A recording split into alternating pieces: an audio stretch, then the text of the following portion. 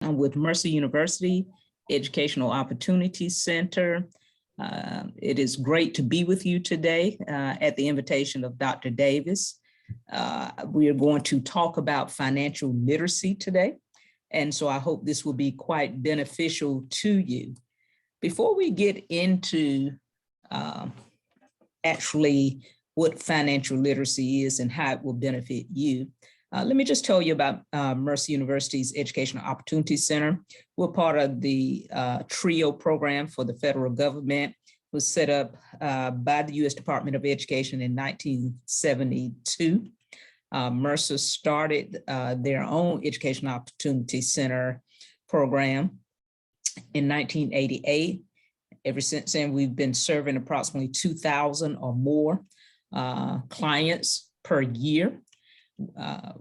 At this time, the programs we are offering our clients include resume writing, one-on-one financial aid assistance, career advising, GED, ESL, ABE referrals, SAT, ACT prep sessions, which are very beneficial, and we provide tutoring when available. Most of our clients are adults. However, we do serve teenagers age 16 and above who are not served by another TRIO program and who do not have a high school diploma or a GED. The goal of the Mercer EOC is to encourage postgraduate participation in a college, technical school, or certificate program for people who do not have a high school diploma or a GED.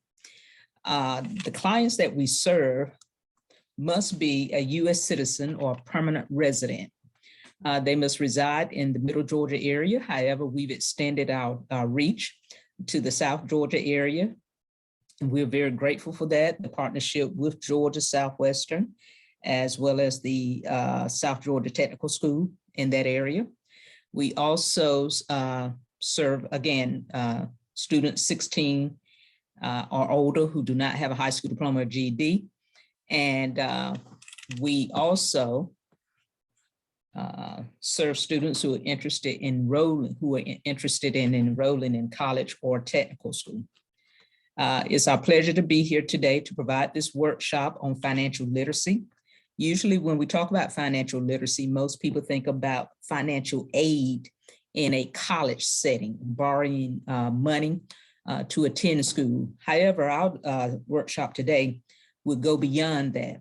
I have found that the tools and the principles we use in financial literacy go across the entire board in terms of life skills. It's not two separate programs. The same tools that you use in college to determine how much money you should borrow are the same tools that you use if you're trying to borrow money to buy a car, to buy a house, and things of that nature. So let's talk about what is financial literacy. Financial literacy is financial knowledge and skills that allow people to make informed financial decisions and take effective actions regarding their personal finances and goals.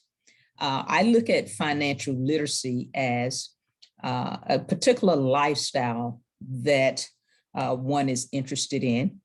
One of the reasons that people go to college is because they want to improve their lifestyle. Not that it's bad, but they want to do better. I think it's every parent's desire that their children fare better in life, materially, at least, than they did. So one of the impetus for attending college is to ensure that you receive an education so that you can get a particular type job that would finance the lifestyle that you're interested in having. It's important that you understand some key words that are associated with financial literacy. It's like baseball, like we just had the World Series. And so if I try to explain baseball to you, I'll use terms like a bat, strikes, pitches, stealing bases, things of that nature. When we talk about financial literacy, we're talking about financial terms like earnings, wages, income. We're talking about terms like savings and investing. And so even now, at your age, is not too soon to have a checking account or savings account or a money market account. Doesn't really matter how much is in those accounts. The fact that you have those accounts indicate that you are planning for the future, which is a good thing, and that you anticipate additional income. So if you only have $30 in your account right now, that's fine, because you're moving toward increasing your income. Thirdly, financial literacy encompasses the word spending. And I don't have to spend a lot of time on that. I think we come out the womb knowing how to spend money, especially us as women. There are two types of spending.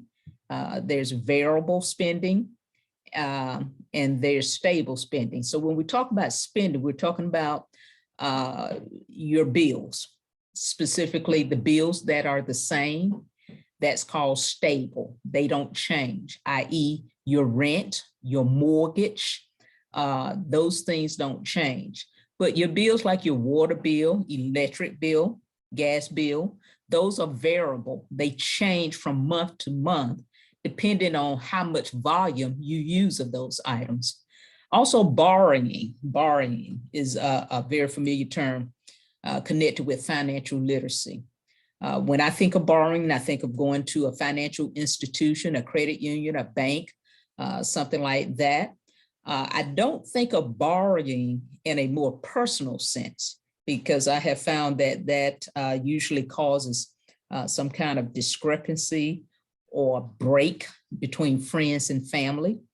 And thirdly, I don't think you can borrow your living. You cannot. It will catch up with you. You need a set amount of income that will help you pay your bills that you're obligated to pay, and that will afford you some of the things that you want in life. Finally, protecting. Protecting is being in possession of financial products like CDs, bonds, insurance policies. Those are usually financial items that people purchase just in case they lose their jobs or if they become disabled. Disability insurance is a protection item. And so it will vary from person to person as to how much protection items you have in place. So these are 5 things I think you should write on your paper today. You don't have to take a lot of notes, but there are just some crucial things that you need to review when you get back to the dorm, and associate those things with this overall workshop. Now, when we talk about expenses and income, those are 2 basic things that are associated with financial literacy. There are some things that you just need in life to survive. Water is one. You cannot live without water. And whether that's water you purchase through the water authority in your particular county, or if that's water you purchase at the store on a regular basis. Your wants are things that you can do without. There's certain things you can do without. You may want them, but you don't have to have them. For instance, these are purses, name brand purses, and they run anywhere from $2,000 to $4,000 or $5,000, just one purse. And so I don't know if you can afford to purchase these now, but these are certainly wants that you will probably want once you finish college, get into a career where you're making a decent salary so that you can afford this particular want. A want is not anything that you have to survive in life. You will be fine without a $5,000 pocketbook. Matter of fact, you may be better off. You'll have some money to put in a $55 pocketbook. So another big want for college students is cars. I think we all dream of having our dream car when we finish college, and somehow we think we'll be able to just leave college and go to the dealership and purchase our dream car. With what? I'm not sure, because usually our dream cars are very expensive. That's why they are dreams. And so If you want to one day purchase your dream car, it doesn't necessarily have to be right after college, but it does require that you have the money from savings, or if somebody has given you some money, left you an insurance policy or what have you, you would be able to buy it more quickly. Most of us have to save to purchase a car. Usually the dealership will check your credit to see if you're credit worthy. We'll talk about credit a little more, and that will determine what your interest rate will be.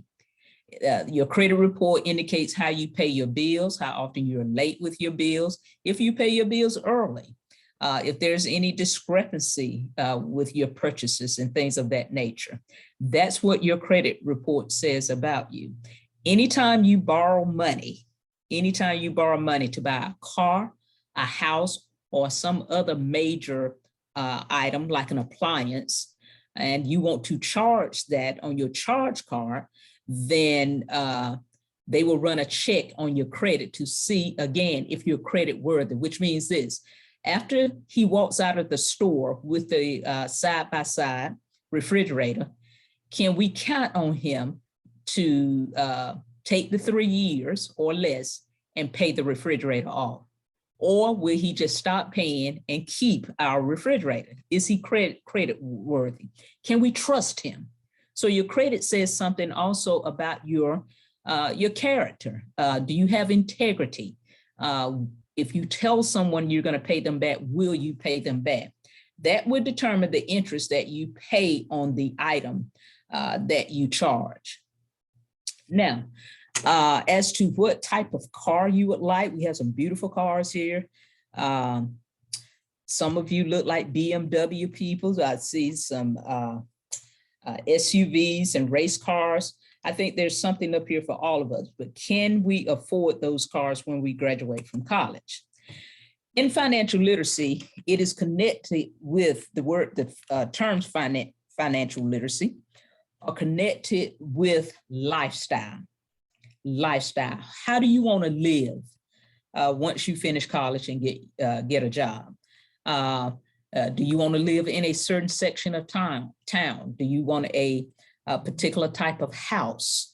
Well, your financial literacy would determine that. The motivation for me to attend college to improve my lifestyle was that I'm the middle child of 4 children, live with my parents.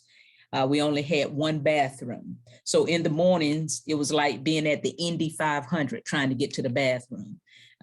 It was just, you were just in the line of fire. People would run by you, run into the bathroom and lock the door. I was always the last one to get in the bathroom, which caused me to be late for school a lot of times. And that did not go well with my beloved parents. And so I made a promise to myself at that time that I would live my adult life a little differently from my childhood. I knew that I wanted at least 2 or 3 bathrooms in my house, whether or not there were 5 folks living in the house or 2 folks. It did not matter. I wanted to be able to just walk in a bathroom, a clean bathroom, when I wanted to, without having to stand in line and suffering the consequences of such. So for me, I knew I had to go to college. I knew I had to make a decent living to afford that. What is your motivation for a particular lifestyle? Is it based on what others have? Is it based on how you were raised, what you were exposed to? There are different things that motivate us to do things to improve our lifestyle. Unfortunately, a lot of those things are associated with people we don't even know, spending money to impress them, and they don't care. And so you have to find an internal motivation for yourself that would allow you to position yourself to purchase some of these things that you think will elevate your lifestyle. Now, the first thing you need to do that is establish a budget. What's a budget? A budget is a plan as to how you're going to spend and invest your money to meet your personal and financial goals in life. That's simply it. It's a roadmap. It's a roadmap to steer someone towards a higher standard of living. We can all appreciate that with all the technical gadgets that we have now that would direct us from point A to point B. A budget is the same thing. You dictate the budget. The budget does not dictate you. And so it's not enough just to write out a budget and never refer to it. The budget becomes effective when you execute it. If your rent is $800 and you're paying $650, you've broken the budget. You've broken the budget. And usually when you break the budget or do not meet your financial obligations, that will cause you to get deeper and deeper in debt. We're not even talking about credit cards and things of that nature right now. We're just talking about how do you manage your money, whether it's $1,000 or $10,000 a month. It's not what you make, it's how you manage what you make. And so a budget would tell us what you think about money, if you have any respect for money. Does money own you or you own money? Do you try to borrow your living to live a certain lifestyle? A budget will help you set up your own goals, financial goals. It will identify your obligations, and it will help you to meet those obligations if you work with the budget monthly. Now, a budget will also provide you with certain benefits. You know where your money is going. That's very important. That's very important. I learned budgeting at home, actually, before I went off to school. My mother was an excellent money manager. I would see her paying the bills every month. I would see her allocating certain amounts of money for certain things based on the need at that time. I saw her make adjustments in her spending habits if we were short of money. My father was not a good money manager. And so I was glad that my mother was able to make those decisions in a very responsible way for the entire family. A budget will also include two major things. It will include the income that comes in your home, and that can be, again, earned income. It can be gifts. It can be tax returns. It can be stimulus checks. Let's talk realistically. It could be stimulus checks, any kind of income. It can be the loans from FAFSA, money that you borrowed from the government to go to school. That's income. You still need to make a budget. That is not free money. Let me say that again. I wish you would say it with me. Student loans aren't free money. They're not free money. They're money to pay for your education. And that could include your books, your tuition, your room and board, things of that nature. It is not for you to go buy your dream car, stay at school 2 more months, and then leave and they never see you again, and you had the people's car. That's not how it works. You are obligated to pay that money back. Contrary to what's said in the neighborhood, it is not free money. When you sign your name on those documents, you're saying, I need this money in order to go to school, not in order to buy a car. I need this money to go to school. I don't have enough money to cover my room, board, tuition, books, things of that nature. That's why I am borrowing this money. You never borrow more than you need. It's not Christmas money. You don't take the excess money and go and buy gifts. It is school money to meet school needs. So those are the benefits of having a budget. What has benefited me the most in that is I know where my money is going. One of the habits I had for a long time was buying snacks out of the vending machine, whether I was in school or working or what have you. I later came to find out that I was spending about $2.50 a day to buy something to drink and buy some crackers or nuts or something like that. And it averaged about $2.50 a day.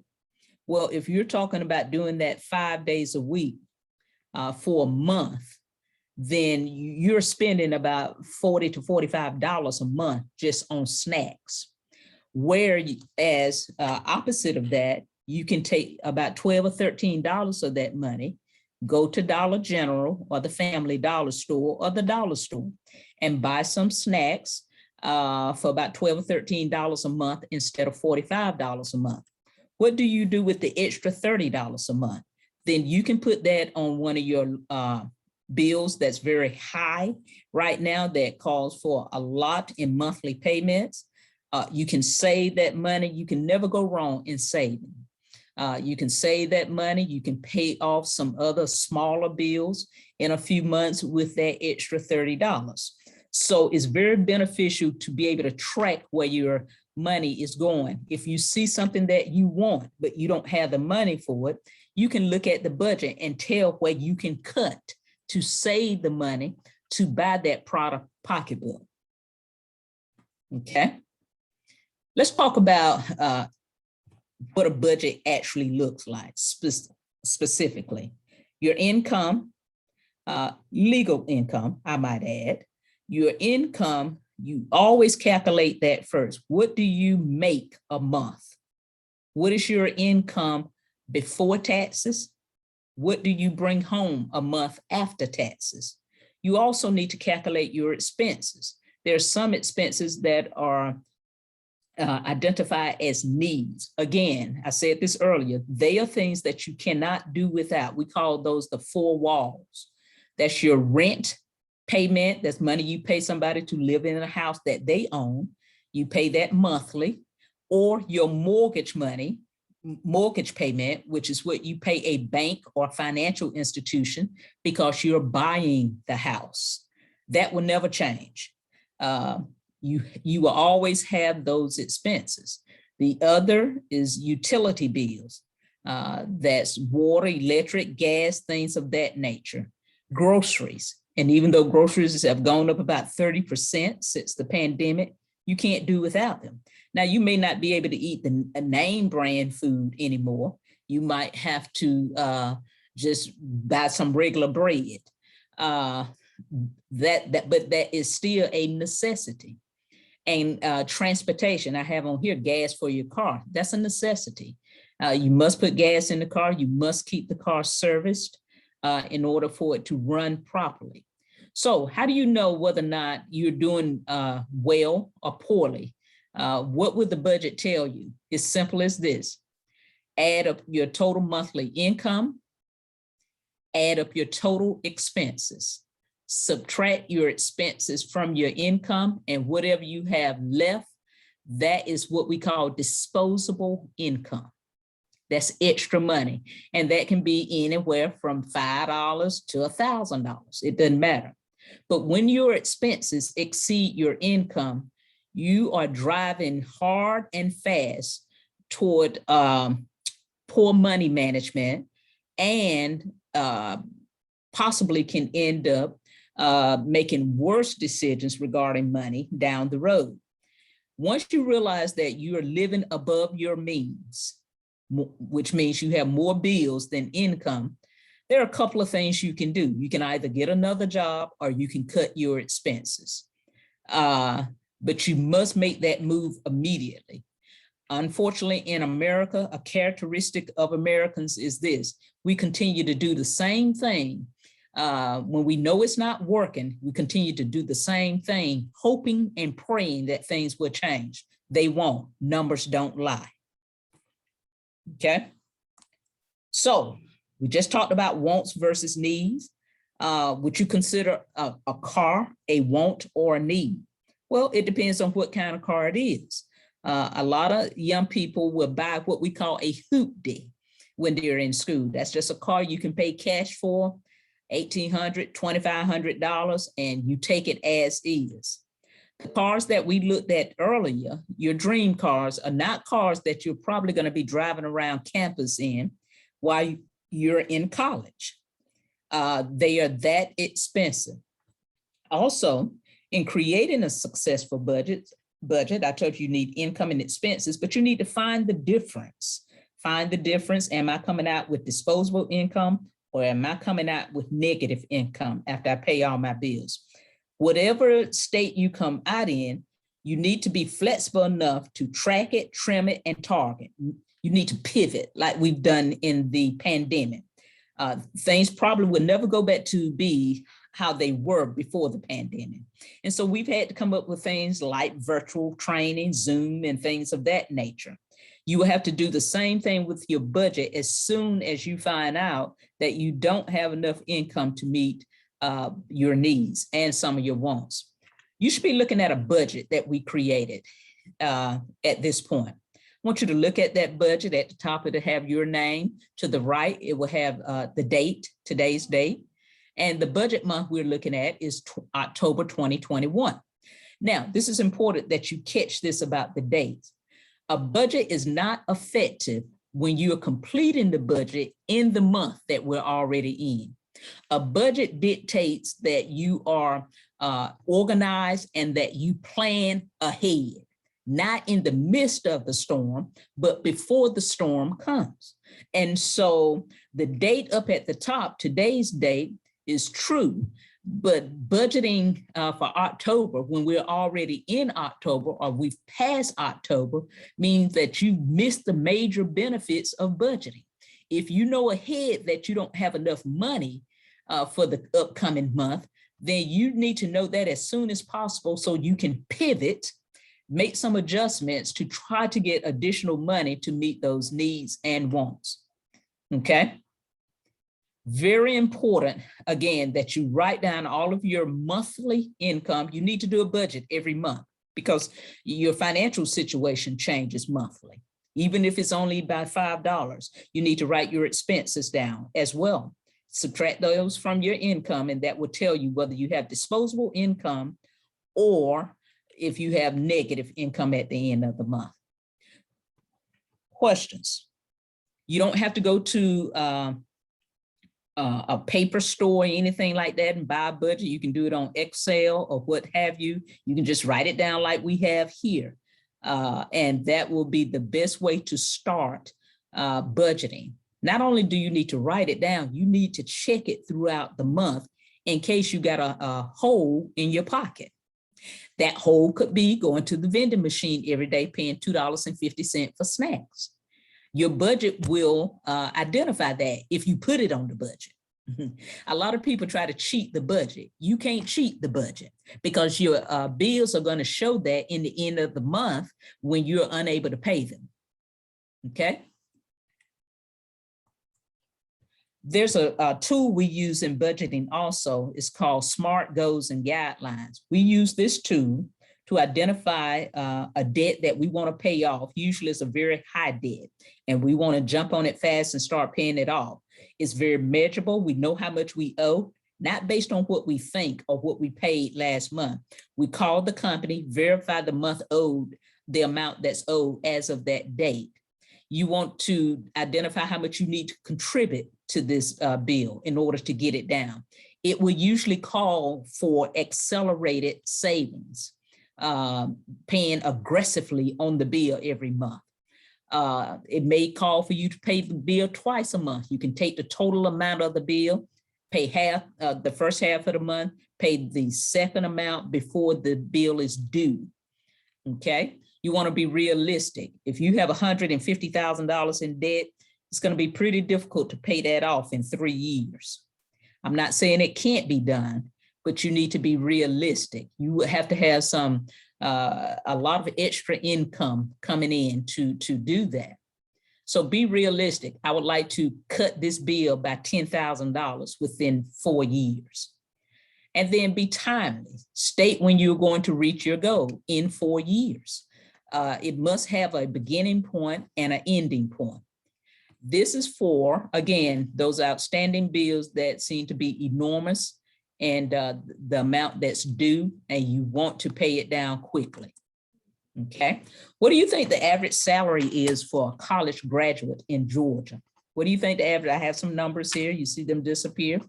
You're right, it's $35,000. How did I know that? It's $35,000 a year. So if you graduate from college today, you're probably going to earn about $35,000 a year. Now, that's not for everybody. Some of you are in career fields that normally dictate more pay. If you're a mechanical engineer or something like that, Those jobs usually start off paying more. Now, this is the gross amount, the $35,000. That's before taxes and deductions are taken out your check. See, the government is very smart. The American government is very smart. They don't trust you. They don't trust me. So before they give me the check, they take what's theirs, what they deem is theirs. They take it and then give you the leftovers. What are some of the things they take out your check? Well, those things will cause your check to decrease to about $2,400 a month from the $35,000 a year. In other words, the deductions will cause your yearly amount to decrease to $28,000. Can you afford a car like these cars or your dream car on $28,000 a month, along with the rest of your needed bills, rent, utilities, groceries, things of that nature? Well, let's see what you'll bring home after they take these things out of your check. To the left, taxes, all kinds. I think sometimes they just make up a tax name in the middle of the night and put this on your check stub. To the left, the 4 items are all taxes. To the right, you have benefits that you receive on your job. Health insurance, you have to pay a portion of that. Your employer pays a portion of that. Dental insurance, retirement, 401k plan. Let me show you what that looks like. That looks like this. This is someone's check stub. They worked in Atlanta.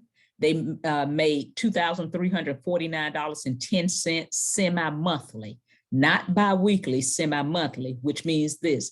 They were paid on the same day of the month every month. That could be the 15th and the 30th of a month. The next month, 15th and 30th, 15th and 30th. Being paid bi-weekly is not a particular date. It's every 2 weeks on Friday, every 2 weeks on Wednesday. This guy was paid twice a month. He made $2,349.10 at each pay period. If you multiply that times 2, that means he was making almost $4,700 a month, gross, before taxes.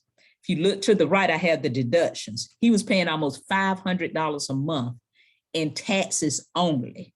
The $490.55, taxes only.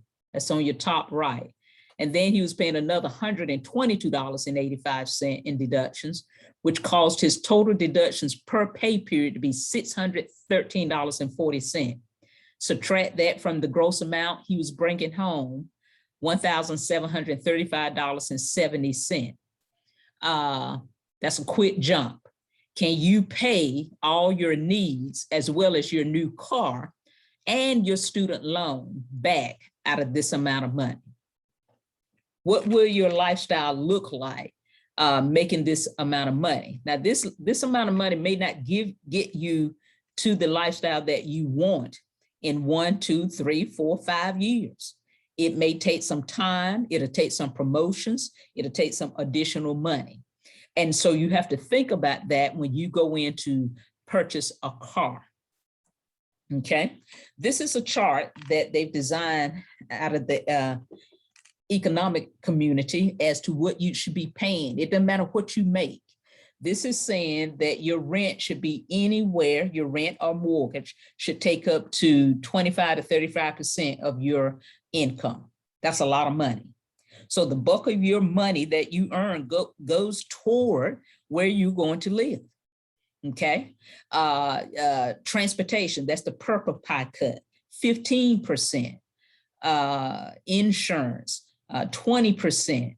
It doesn't take long to eat up your money, even if you're making a decent salary. This gentleman was living in Atlanta, where the cost of living is higher than here in the Middle Georgia and South Georgia area. This type of situation of making the $1,735 a pay period, you multiply that by 2, he's making somewhere between $35,000, $38,000. So, excuse me, $3,800 a month. Can he meet all of his obligations on that?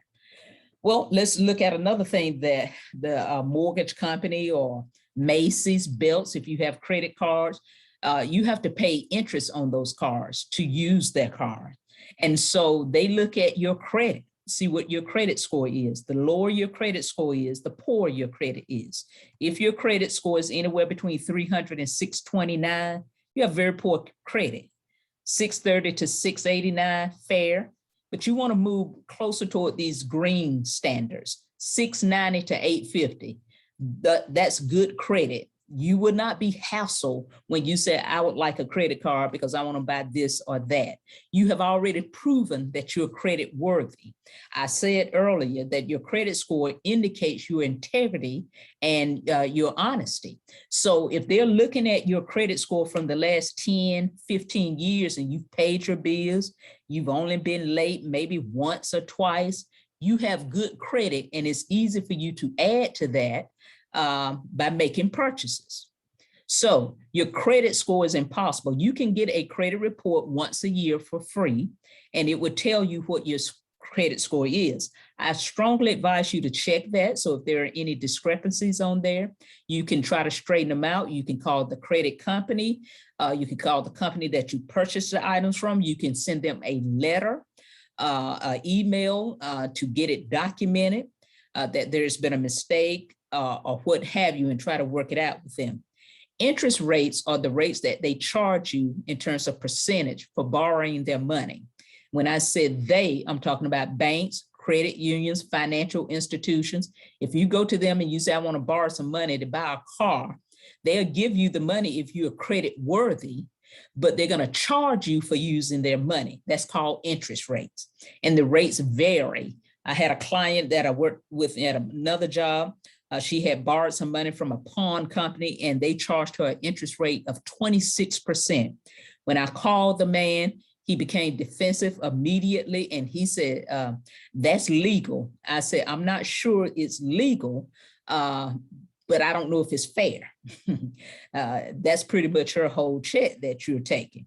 And so you have to consider that if the interest rate is too high, that it will put your monthly bill at an enormous amount that you're going to struggle to pay. I encourage you not to get it and to seek some other source. Try to maybe talk to your parents to see if they can loan you some money. And then finally, here's some wise budgeting principles to stay out of debt and to have a comfortable lifestyle. Pay your bills without being worried about people calling you on your job about not paying your bills. So what you want to do is, the first thing is, don't compare your lifestyle to others. Listen, your roommate be carrying a Louis Vuitton bag. You don't know her situation. She may have a rich granddaddy that left her some money. She may have rich parents, or she may have parents that make a good living. You can make a good living without being rich, which means that you can be comfortable in your lifestyle. Create a budget monthly and stick to it. Don't become a S&L company to your friends and family. Let me just give you this word of wisdom as a result of living a few years. Your family and your friends will stick you or abandon you when they've borrowed money from you and they have no intentions of paying it back. Now, that's very hurtful because we expect our family and friends to treat us fairly, to love us, to do right by us. But I'm telling you, it's within your family and friends group that they will borrow money from you and have no intentions of paying it back. You will look for them. They will hide from you in the bushes on campus. They'll make sure they're not at the social events you're at. And so, because they don't want to pay the money. Again, it has to do with integrity. Next, don't count on money, count money. Let me say that again. I hope you'll say it with me. Don't count on money, count money. You can't count on money if you don't have the money. So talking this stuff about, I got a check coming in 3 weeks. Checks coming in don't pay bills. That means you're counting on money that's not even there. When you have money in your hand, that's your money. You can count it. You can pay your bills with it. But don't count on money, count money. Pay your bills before the due date. If the bill is due on the 12th, you can't mail it out on the 11th. It's already late. You're going to get a $20 or $45 late fee added to your next bill. That's a quick way to go into debt. Borrow only what you can pay back. in terms of getting a school loan or what have you, don't borrow money in school from Department of Education to buy you a car. That's not what it's for. It's to help you get an education so you can buy your own car. Use school loans for school expenses only. Now, everybody in here seems to be quite intelligent. Your instructors have bragged about your intelligence. I have no doubt that you would not be able to implement these tools and principles.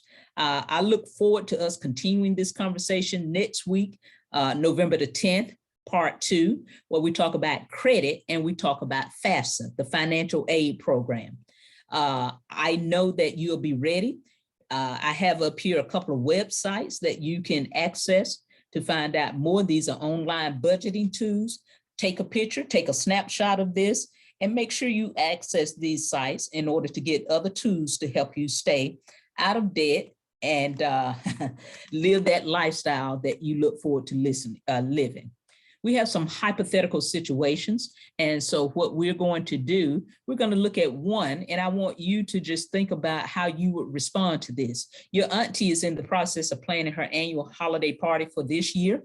Auntie raised you, and she's like a second mom to you. You can never repay her for all of her kindness to you. This year, she's a little short of money for the holiday party and asks you to give her half of your refund from school to help pay it.